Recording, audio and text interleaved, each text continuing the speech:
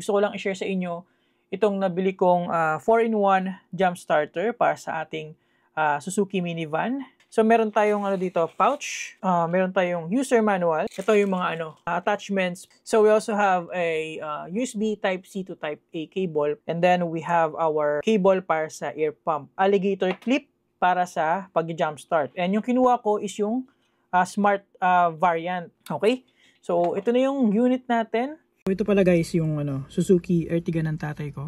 Matagal din nagamit kasi nasa US lang ngayon. Ayan, wala.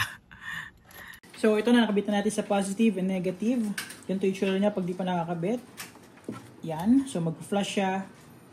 Hintayin nyo lang mag-green. Pag green na, pwede na natin i-start. Tapos, after natin i-start, within 30 seconds, kailangan matanggal na natin ito. Tapos, pwede natin tanggalin.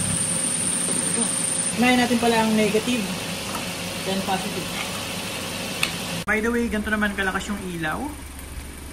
Ayan. So, pwede na rin. So, ito yung modes niya. And the red blinker.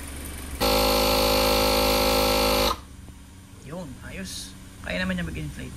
Kahit 2 bars na lang yan. Alright, so pagdating naman sa pagiging power bank niya, so kailangan mo nang i-turn on yung jump starter para mag-activate yung power output niya papunta sa china-charge mo. There you go.